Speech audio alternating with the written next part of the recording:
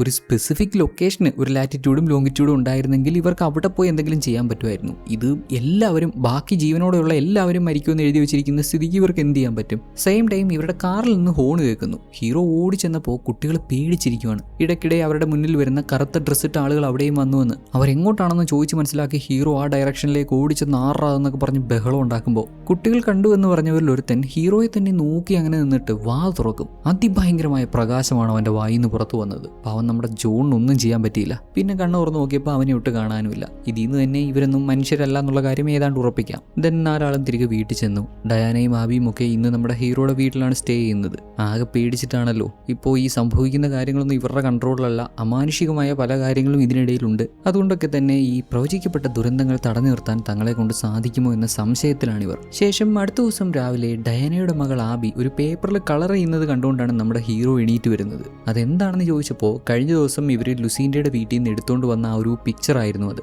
ആകാശത്ത് ഒരാൾ പ്രത്യക്ഷപ്പെട്ട് നിൽക്കുന്ന പോലെയുള്ള ആ ഒരു പിക്ചർ. അതിലിപ്പോൾ അവൾ മഞ്ഞ കളർ വെച്ച് പെയിന്റ് ചെയ്തു. ആ ഗോഡിന് പുറകിലുള്ളത് സണ്ണാണത്രേ, സൂര്യനാണെന്നാണ് കുട്ടി പറയുന്നത്. ഒട്ടും സമയം കളയാതെ ഇവൻ നേരെ ഹേസ്റ്റാഗ് ഒബ്സർവേറ്ററിയിലേക്ക്, അതായത് നമ്മുടെ ഹീറോയുടെ ഫ്രണ്ട് വർക്ക് ചെയ്യുന്ന അങ്ങോട്ട് ചെന്ന് ഇദ്ദേഹത്തിന്റെ തന്നെ പ്രീവിയസ് കാൽക്കുലേഷൻസ് വെച്ച് ടെസ്റ്റ് ചെയ്ത് നോക്കിയപ്പോഴാണ് മനസ്സിലാവുന്നത് സൂര്യനിൽ നിന്ന് അതിഭയങ്കരമായ ഒരു സോളാർ ഫ്ലെയർ ഉണ്ടാവാൻ പോകുന്നു. അതിഭയങ്കരമായ റേഡിയേഷൻ, 100 മൈക്രോ ടെസ്ല വേവ്. അതിൽ ഭൂമിയുടെ ഓസോൺ പാളി പൂർണ്ണമായും നശിക്കും. ആൻഡ് ലിറ്ററലി ഭൂമിയിലുള്ള സകല ലിവിങ് ഓർഗാനിസവും നശിക്കും. ഇതാണ് സംഭവിക്കാൻ പോകുന്ന വിപത്ത്. ഇതിൽ നിന്ന് രക്ഷപ്പെടുക എന്നുള്ളത് അത്ര എളുപ്പമല്ല. വല്ല അണ്ടർഗ്രൗണ്ട് ബങ്കറിൽ പോയി ഒളിച്ചാൽ മേ ബി ഒരു സാധ്യതയുണ്ട്. എന്നാലും അധികകാലം ഭൂമിയിലെ ലിവിങ് ഓർഗാനിസംസ് എല്ലാം നശിച്ചതിന് ശേഷവും സർവൈവ് ചെയ്ത് നിൽക്കാൻ പറ്റില്ല. എങ്ങനെയാണെങ്കിലും മരണം ഉറപ്പാണ്. അതുകൊണ്ട് തന്നെ നമ്മുടെ ഹീറോ അവന്റെ സുഹൃത്തിനോട് ഇന്നൊരു ദിവസം, ഇന്നീ ലാസ്റ്റ് ദിവസം വീട്ടിൽ പോ, വീട്ടുകാരോട് ടൈം സ്പെൻഡ് ചെയ്യാൻ ആവശ്യപ്പെടും. ഇതെല്ലാം പറഞ്ഞ് നമ്മുടെ ഡയാനയും ഒത്തിരി അങ്ങ് സങ്കടപ്പെട്ട് അവളുടെ അമ്മ മുമ്പേ പറഞ്ഞതാണ്, പക്ഷെ അന്ന് അത് അവഗണിച്ചു എന്നൊക്കെ വിഷമം പറയുമ്പോൾ ജോൺ അവളെ ആശ്വസിപ്പിക്കുകയും വല്ല ബങ്കറിലോ മറ്റോ പോയി ഒളിച്ചിരുന്നാൽ താൽക്കാലികമായെങ്കിലും ഇതിൽ നിന്ന് രക്ഷപ്പെടാൻ പറ്റും എന്നൊരു സാധ്യത പറയുമ്പോൾ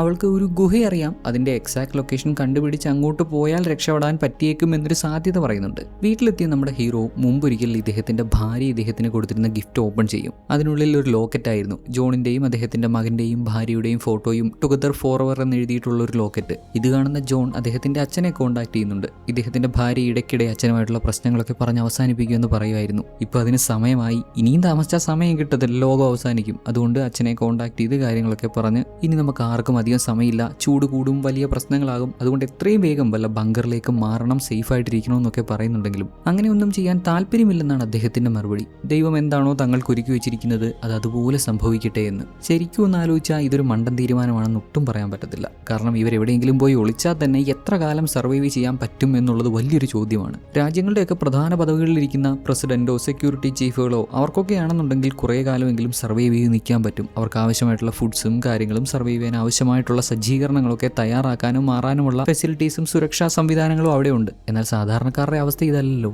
ശേഷം ജോൺ കാലബിന്റെ റൂമിൽ ചെല്ലുമ്പോൾ ചെക്കൻ ഇവിടെ പേപ്പറിലെ നമ്പർ എഴുതിക്കൊണ്ടിരിക്കുകയാണ്. പണ്ട് ലുസീൻ്റെ ഒക്കെ എഴുതി വെച്ച മാതിരി കുറേ നമ്പേഴ്സ് കൺട്രോൾ വിട്ട് ഇങ്ങനെ എഴുതിക്കൊണ്ടിരിക്കുന്നു. ജോൺ പേപ്പർ പിടിച്ച് വാങ്ങിയപ്പോൾ ഡെസ്കിൽ എഴുതുന്നു. പേന പിടിച്ച് വാങ്ങിയപ്പോൾ അവന്റെ വിരലുകൾ ഉപയോഗിച്ച് ഡെസ്കിൽ വരച്ചു വെക്കുന്നു. ചെക്കനെ മൊത്തത്തിൽ പിടിച്ചു വെച്ചപ്പോഴാണ് അവനത് നോർമൽ ആവുന്നത്. ഇത് ഞാനാണോ എഴുതിയേ? ഇത് കണ്ടപ്പോഴാണ് നമ്മുടെ ഹീറോ നേരത്തെ ലുസീൻ്റെ ടീച്ചർ പറഞ്ഞ കാര്യം ഓർക്കുന്നത്. 50 വർഷങ്ങൾക്ക് മുമ്പ് സ്കൂൾ ബേസ്മെന്റിലെ ഒരു ഡോറിൽ ലുസീൻ്റെ ഇതുപോലെ എഴുതി വെച്ചിരുന്നു എന്ന് പറഞ്ഞിരുന്നല്ലോ. ഇനി ഒരു പക്ഷേ അതെന്തെങ്കിലും ക്ലൂ ആയിരിക്കുമോ? അവിടെ അവൾ എഴുതി വെച്ച നമ്പേഴ്സ് എന്താണെന്ന് കണ്ടുപിടിക്കാൻ ഹീറോ നേരെ അങ്ങോട്ട് പോയി സ്കൂൾ ബേസ്മെന്റിൽ ഇറങ്ങി ഡോറിൽ നോക്കിയപ്പോൾ ഇപ്പം അതിലൊന്നുമില്ല. 50 വർഷങ്ങൾക്ക് മുമ്പ് അവൾ വരച്ച മാർക്ക് ഇപ്പോഴും ഇവിടെ കാണുമോ? റിനോവേറ്റ് ഒക്കെ ചെയ്യുന്ന സമയത്ത് അവരിതൊക്കെ പെയിന്റ് അടിച്ചെല്ലാം മായച്ചിട്ടുണ്ടാവത്തില്ലേ? ജോൺ ആവട്ടെ ലുസീൻ്റെ എന്താണ് എഴുതി വെച്ചതെന്ന് കണ്ടുപിടിച്ചേ പറ്റുള്ളൂ, അത് നമുക്കുള്ള ഒരു ക്ലൂ ആയിരിക്കുമെന്ന് കരുതി ഈ ഡോർ മൊത്തത്തിൽ ഇളക്കി അതും കൊണ്ടാണ് തിരിച്ചു പോകുന്നത്. വീട്ടിലെത്തിയതും ഡയാന തുടർച്ചയായിട്ട് പറയുന്നുണ്ട്, നമുക്കിനി അധികം സമയമില്ല, ഞാൻ പറഞ്ഞ ആ ഒരു ഗുഹയിലേക്ക്, ആ ഒരു ബങ്കറിലേക്ക് എത്രയും വേഗം പോകണം, അത് മാത്രമാണ് രക്ഷപ്പെടാനുള്ള ഏക വഴി എന്നൊക്കെ പറയുന്നുണ്ടെങ്കിലും ലുസീൻ്റെ ഈ നമ്പേഴ്സിൽ ഏതെങ്കിലും ലാറ്റിറ്റ്യൂഡോ ലോഞ്ചിറ്റ്യൂഡോ ആണ് എഴുതി വെച്ചിരിക്കുന്നതെന്നുണ്ടെങ്കിൽ അതാവും രക്ഷപ്പെടാനുള്ള വഴി. ബ്ലൈൻഡ് ആയിട്ട് ഏതെങ്കിലും ഗുഹയിലോട്ട് പോകുന്നതിന് പകരം ഈ നമ്പേഴ്സ് കണ്ടുപിടിച്ച് അങ്ങോട്ട് പോകാമെന്നുള്ള തീരുമാനത്തിലാണ് ഇവൻ. മരണം തൊട്ടു മുന്നിൽ നിൽക്കുമ്പോൾ ഇവൻ ഇങ്ങനെയൊക്കെ വെറും പ്രതീക്ഷയുടെ പുറത്ത് ഇങ്ങനെയൊക്കെ കാണിച്ചു കൂട്ടി ആർക്കെങ്കിലും ഇഷ്ടപ്പെടുവോ? ഡയാനയ്ക്ക് ഇത് ഒട്ടും ഇഷ്ടപ്പെട്ടില്ല. ഇവനോട് എത്ര പറഞ്ഞിട്ട് ഇവൻ മാറുന്ന ലക്ഷണം കാണുന്നില്ല. ഇവൻ ആ ബാതിലും കൊണ്ട് നിൽക്കുക. എന്നാൽ ശരി, ഇവനിവിടെ നിന്നോട്ടെ. പുള്ളിക്കാരി 2 കുട്ടികളെയും വിളിച്ച് കാറിൽ കയറ്റി അവരെയും കൊണ്ട് സേഫ് ആണ് എന്ന് ഇവള് കരുതുന്ന ആ ഒരു ഗുഹയിലേക്ക് പോകുന്നു. ജോൺ ലുസീൻ്റെ എഴുതിയ നമ്പേഴ്സ് കണ്ടുപിടിച്ച് ലാറ്റിറ്റ്യൂഡും ലോങ്ങിറ്റ്യൂഡും ചെക്ക് ചെയ്തപ്പോൾ അത് ലുസീൻ്റെ ജീവിച്ചിരുന്ന വീട് തന്നെയാണ് കാണിച്ചു കൊടുക്കുന്നത്. ആ വീടിന്റെ ആ ഒരു ലൊക്കേഷൻ തന്നെയാണ് പുള്ളിക്കാരി എഴുതി വെച്ചിരുന്നത്. ഇതറിയാതെ ഡയാന കുട്ടികളെയും കൊണ്ട് അങ്ങ് പോയല്ലോ. ഓൺ ദ വേയിൽ നമ്മുടെ ആബി ഡയാനയോട് പറയുന്നുണ്ട് അവരെല്ലാം അറിയുന്നുണ്ട്, അവരെല്ലാം കേൾക്കുന്നുണ്ടെന്ന്. ആരാണീ അവരെന്ന് ചോദിച്ചപ്പോൾ വിസ്പർ ചെയ്യുന്ന ആളുകളെന്ന്. അതായത് നമ്മുടെ കേലബിനും മാത്രമല്ല ഇവൾക്കും ആബിക്കും അവരുടെ വോയിസ് കേൾക്കാൻ സാധിക്കുമെന്ന്. സംഭവിക്കുന്ന എല്ലാ കാര്യങ്ങളും അവർക്കറിയാം, അവർക്ക് ഓൾറെഡി അറിയാം. അവരിൽ നിന്ന് മറഞ്ഞിരിക്കുക എന്നുള്ളത് പോസിബിൾ അല്ല എന്ന്. ഇതിൽ നിന്നൊക്കെ രക്ഷപ്പെടാൻ പറ്റുമെന്ന് ഡയാനയ്ക്ക് യാതൊരു ഉറപ്പുമില്ല. എങ്കിലും അവളാൽ പറ്റും വിധം അവൾ ശ്രമിക്കുവാണ്. പോണ വഴിക്ക് ഗ്യാസ് ഫില്ല് ചെയ്യാൻ കയറി. അവിടെ ടി വിയിലെ ന്യൂസിൽ ഇന്ത്യൻ കറൻസി യൂറോപ്പ് US കറൻസികൾക്കെതിരെ ശക്തി പ്രാപിക്കുന്നു എന്നുള്ള ന്യൂസൊക്കെ കാണാം. ബിക്കോസ് ഈ കഥ നടക്കുന്നത് 2009 സ്വച്ഛ ഭാരതവും പഞ്ചവത്സരവും ഒക്കെ വരുന്നതിന് മുമ്പ്. ആ ഒരു ന്യൂസിനിടെ ബ്രേക്കിംഗ് ന്യൂസായിട്ട് വലിയ ഒരു വിപത്ത് നമ്മളെ കാത്തിരിക്കുന്നു, വലിയൊരു ദുരന്തം സംഭവിക്കാൻ പോകുന്നു. ജനങ്ങളൊക്കെ പുറത്തിറങ്ങാതെ വീടിനുള്ളിലും സേഫ് ആയിട്ടുള്ള സ്ഥലങ്ങളിലും ഇരിക്കണം. ഫുഡ് വാട്ടറൊക്കെ കരുതിയിട്ടുണ്ടാവണം. ഗവൺമെന്റിന് എല്ലാവരെയും പ്രൊട്ടക്ട് ചെയ്യാൻ പറ്റില്ല എന്നൊരു രീതിയിലാണ് അവർ പറഞ്ഞു വെക്കുന്നത്. ഗവൺമെന്റ് നൈസായിട്ട് കൈ എഴുതിയിട്ടുണ്ട്.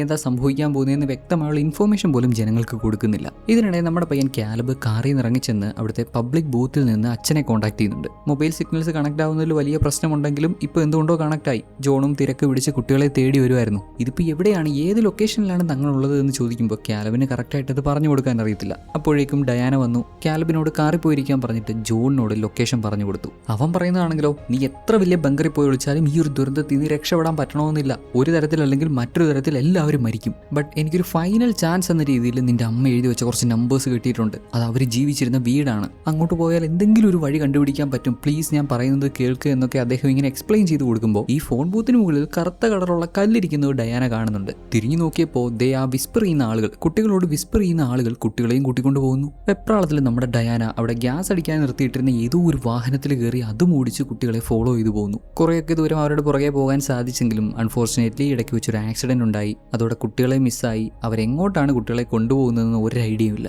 ഒരല്പസമയം കഴിഞ്ഞ് ഇവരെ തിരക്കി ഇങ്ങോട്ടെത്തുന്ന നമ്മുടെ ഹീറോ ജോൺ ഡയാനയ്ക്ക് ആക്സിഡന്റ് ഉണ്ടായെന്നും അവൾ മരണപ്പെട്ടെന്നുമാണ് അറിയുന്നത്. വലിയ ദുരന്തത്തിന് മുന്നേ തന്നെ അവൾ മരണത്തിന് കീഴടങ്ങി. അവളുടെ അമ്മ പറഞ്ഞ പോലെ സംഭവിച്ചു. ആംബുലൻസിൽ കിടത്തിയിരുന്ന അവളുടെ ശരീരത്തിനടുത്ത് ഹീറോ അങ്ങനെ ഇരിക്കുമ്പോൾ അവളുടെ കയ്യിൽ ആ ഒരു കറുത്ത കല്ലിവൻ കാണും. അതുമെടുത്ത് ലുസീൻ്റെ വീട്ടിലേക്ക് പോവാണ്. 50 വർഷങ്ങൾക്ക് മുമ്പ് അവസാനമായി ലുസീൻ്റെ കഥകൾ എഴുതി വെച്ചിരുന്നതിൽ നിന്ന് കിട്ടിയത് ഈ ഒരു ലൊക്കേഷനിലായിരുന്നല്ലോ. അങ്ങോട്ട് ചെന്ന് അവിടെ കാര്യമായിട്ട് തിരിയുമ്പോൾ ഡയാനയുടെ വാഹനം അവിടെയുണ്ട്. കുട്ടികളെ കാണാനില്ല. ലൈറ്റ് അടിച്ച് ഗണ്ണും പോയിന്റ് ചെയ്ത് ചുറ്റുപാട് ഇങ്ങനെ നോക്കി വരുമ്പോൾ ദേ കറുത്ത കോട്ടിട്ടവൻ അവന് നേരെ ഗണ്ണ് പോയിന്റ് ചെയ്ത് എവിടെ എൻ്റെ കുട്ടികൾ എവിടെ എന്ന് പറഞ്ഞ് ചോദിക്കുമ്പോൾ ദേ നമ്മുടെ കേല ഒരു റാബിറ്റിനെയും കൈ പിടിച്ച് ഓടി വന്ന് അച്ഛാ അദ്ദേഹത്തെ ഒന്നും ചെയ്യരുത്, അവർ നമ്മളെ രക്ഷിക്കാൻ വന്നതാണെന്നാണ് ചെക്കൻ പറയുന്നത്. പിന്നാലെ നമ്മുടെ ആബിയും വരുന്നുണ്ട്. കൊച്ചിന്റെ കയ്യിലും റാബിറ്റ് ഉണ്ട്. കറുത്ത കോട്ടിട്ട് ഒരാളല്ല 4 ആൾ ആ പ്രദേശത്തുണ്ട്. ഇതെന്തൊക്കെയാണ് ഈ സംഭവിക്കുന്നതെന്ന് അവർ നമ്മുടെ ഹീറോയ്ക്ക് പറഞ്ഞു കൊടുക്കുന്നുണ്ട്. ആക്ച്വലി അവർ വാ തുറന്ന് സംസാരിക്കത്തില്ല. മൈൻഡ് ത്രൂ നമ്മുടെ കേലബും ആബിയുമായിട്ടൊക്കെ കണക്ട് ചെയ്ത് അവരോട് കമ്മ്യൂണിക്കേറ്റ് ചെയ്യും. ഇവർ തങ്ങളെ ഉപദ്രവിക്കാൻ വന്നതൊന്നുമല്ല. ഈ കേലബും ആബിയും ഒക്കെ ചൂസ് ചെയ്യപ്പെട്ടവരാണ്. അതുകൊണ്ടാണ് അവരുടെ ശബ്ദം ഇവർക്ക് കേൾക്കാൻ സാധിക്കുന്നത് എന്നൊക്കെ വിവരിച്ചു കൊടുത്തു. സെയിം ടൈം ആകാശത്ത് നിന്ന് വലിയൊരു പ്രകാശം അത് പതിയെ താഴേക്ക് വരുമ്പോഴാണ് എല്ലാവർക്കും മനസ്സിലാവുന്നത് ഇത് വലിയൊരു സ്പേസ് ഷിപ്പാണ്. വരാൻ പോകുന്ന ദുരന്തത്തിൽ നിന്നും തങ്ങളെ രക്ഷപ്പെടുത്താനായിട്ട് വന്നവരാണ് ഇവർ. ഈ സ്പേസ് ഷിപ്പിൽ ഇവരെ രക്ഷപ്പെടുത്തുവന്ന് കേലബ് ജോണിന്റെ കൈയും പിടിച്ച് സ്പേസ് ഷിപ്പിൽ കയറാൻ നടന്നു ചെല്ലുമ്പോൾ കറുത്ത കോട്ടിട്ടവരിൽ ഒരാൾ ഇടയ്ക്ക് കയറി ഇവരെ തടഞ്ഞ് കേലബിനോട് നിനക്ക് മാത്രമേ ഞങ്ങളുടെ കൂടെ വരാൻ പറ്റുള്ളൂ, നിന്റെ അച്ഛൻ ചൂസ് ചെയ്യപ്പെട്ടവനല്ല, ഞങ്ങളുടെ ശബ്ദം അദ്ദേഹത്തിന് കേൾക്കാൻ സാധിക്കുന്നില്ല, ഞങ്ങളുടെ ശബ്ദം കേൾക്കാൻ സാധിക്കുന്ന നിന്നെയും ആബിയെയും പോലെ ചൂസ് ചെയ്യപ്പെട്ടവർക്ക് മാത്രമേ ഞങ്ങളുടെ കൂടെ വരാൻ പറ്റുള്ളൂ, അവരെ മാത്രമേ രക്ഷപ്പെടുത്തുള്ളൂ എന്ന് പറയുകയാണ്. കേലബിന് ഒത്തിരി വിഷമമായി. എന്നാൽ ജോൺ കാര്യങ്ങളൊക്കെ മനസ്സിലാക്കി ഇതൊക്കെ ഇങ്ങനെയാണ് സംഭവിക്കേണ്ടത്, തങ്ങളുടെ അറിവിനും അപ്പുറത്തുള്ള കാര്യങ്ങളാണ് ഈ സംഭവിക്കുന്നത്, മറ്റ് പ്ലാനറ്റ്സിൽ നിന്ന് വന്നിട്ടുള്ള ഏലിയൻസ് ആണ് ഇവർ. മനുഷ്യകുലം ഇനി കേലബിനെയും ആബിയെയും പോലെയുള്ള ഇവരുടെ ശബ്ദങ്ങൾ ഇവരുടെ വിസ്പറിംഗ് കേൾക്കാൻ സാധിക്കുന്നവരിലൂടെ നിലനിൽക്കും. മറ്റൊരു പ്ലാനറ്റിൽ, പ്രപഞ്ചത്തിന്റെ മറ്റേതെങ്കിലും കോണിലുള്ളൊരു പ്ലാനറ്റിൽ മനുഷ്യകുലം ഇനിയും മുന്നോട്ട് പോകും. എന്നാൽ ഭൂമിയിലുള്ള ബഹുഭൂരിപക്ഷം ആളുകളും താൻ ഉൾപ്പെടെ ബഹുഭൂരിപക്ഷം ആളുകളും സോളാർ ഫ്ലെയറിൽ കൊല്ലപ്പെടും എന്ന് മനസ്സിലാക്കി അദ്ദേഹം കേലബിനെ യാത്രയാക്കുവാണ്. അങ്ങനെ ഇത്രയും നേരം മനുഷ്യരൂപത്തിലുണ്ടായിരുന്ന ആ കറുത്ത കോട്ടിട്ടവർ പ്രകാശം ജ്വലിക്കുന്ന അവരുടെ ഒറിജിനൽ രൂപത്തിലേക്ക് മാറി നമ്മുടെ കേലബിനെയും ആബിയെയും കൂട്ടി അവരുടെ സ്പേസ് ഷിപ്പിൽ യാത്ര തിരിച്ചു. ശേഷം ജോൺ അദ്ദേഹത്തിന്റെ അച്ഛനെയും അമ്മയെയും കാണാൻ അവരുടെ വീട്ടിൽ ചെന്നു. ഈ അവസാന നിമിഷം വഴക്കും പ്രശ്നങ്ങളും എല്ലാം മറന്ന് അവരോടൊപ്പം ഒരുമിച്ച് സ്പെൻഡ് ചെയ്യാൻ തീരുമാനിച്ചിരിക്കുകയാണ്. പ്രതീക്ഷിച്ച ദുരന്തവും സംഭവിക്കുന്നു. സോളാർ ഫ്ലെയർ ഭൂമിയുടെ സർഫസിൽ ഇടിച്ച് തീ പിടിച്ച് ബഹുഭൂരിപക്ഷം ആളുകളും കൊല്ലപ്പെടുന്നു. കട്ട് ചെയ്താൽ മനുഷ്യകുലത്തെ രക്ഷിക്കാൻ വന്ന സ്പെഷ്യൽ ആളുകൾ നമ്മുടെ കുട്ടികളെ ഒരു പുതിയ പ്ലാനറ്റിൽ കൊണ്ടുവിട്ടിരിക്കുകയാണ്. കേലബിനെയും ആബിയെയും മാത്രമല്ല, ഇത്തരത്തിൽ തിരഞ്ഞെടുക്കപ്പെട്ട ഒരുപാട് ആളുകളെ അവിടെ കൊണ്ട് ഡ്രോപ്പ് ചെയ്യുന്നുണ്ട്. ഒരുപാട് സ്പേസ് ഷിപ്പുകൾ കാണാം. ഈ പ്ലാനറ്റിൽ വളരെ ബ്യൂട്ടിഫുൾ ആയിട്ടുള്ള ഒരു ട്രീ കാണാം. ആ ട്രീയുടെ അടുത്തേക്ക് നമ്മുടെ കേലബും ആബിയും ഒക്കെ ഓടിപ്പോകുന്നത് കാണിച്ചാണ് സിനിമ അവസാനിക്കുന്നത്. കഥ മൊത്തത്തിലൊന്ന് ആലോചിച്ച് നോക്കിയാൽ സിനിമയ്ക്കിടയിൽ ഡിസ്കസ് ചെയ്ത ഡിറ്റർമിനിസം എന്ന ആ ഒരു തത്വചിന്തയിൽ ഊന്നിയാണ് കഥ മുഴുവൻ. എല്ലാം പ്രീ പ്ലാൻഡ് ആണ്. നമുക്ക് ഫ്രീ വിൽ ഉണ്ടെന്ന് കരുതി നമ്മൾ ചെയ്യുന്നത് ഉൾപ്പെടെ സകല കാര്യങ്ങളും പ്രീ പ്ലാൻഡ് ആണ്. പ്രപഞ്ചത്തിൽ സംഭവിക്കുന്ന എല്ലാത്തിനും ഒരു റീസൺ ഉണ്ട്, വ്യക്തമായൊരു കാരണമുണ്ട് എന്ന് പറഞ്ഞു വെക്കുന്ന രീതിയിലാണ് സിനിമ. പ്രപഞ്ചത്തിൻ്റെ ഒരു റാൻഡംനെസ് ഇല്ല. ഇങ്ങനെയൊക്കെ ചിന്തിക്കുമ്പോഴാണ് നമ്മൾ ആദ്യം പറഞ്ഞ ആ ഒരു സ്പൂരിയസ് കോറിലേഷനിലും ആളുകൾ വീണു പോകുന്നത്. നിക്കോളാസ് കേജ് എത്രമാത്രം സിനിമകളിൽ അഭിനയിക്കുന്നു അതിനനുസരിച്ച് വെള്ളത്തിൽ മുങ്ങിമരണവും കൂടുമെന്നൊക്കെ. അതൊക്കെ വെറും റാൻഡം ഇവൻസ് ആണ്, കോയിൻസിഡൻസുകളാണ്. അങ്ങനെ ചിന്തിക്കാനാണ് എനിക്കിഷ്ടം. അങ്ങനെയല്ലാതെ എല്ലാം പ്രീ പ്ലാൻഡ് ആണെന്ന് ചിന്തിക്കുന്നവരുണ്ട്. നിങ്ങൾ എന്ത് കരുതുന്നു? ഈ ടോപ്പിക്കിലുള്ള ഒപ്പീനിയൻസും സിനിമയെ പറ്റിയും വീഡിയോയെ പറ്റിയുള്ള അഭിപ്രായങ്ങളും നിർദ്ദേശങ്ങളും ഒക്കെ കമൻറ്റ് ചെയ്ത് അറിയിക്കാം. നമുക്കിനി മറ്റൊരു ദിവസം മറ്റൊരു നല്ല സിനിമയുടെ കഥയുമായി കാണാം. Take care.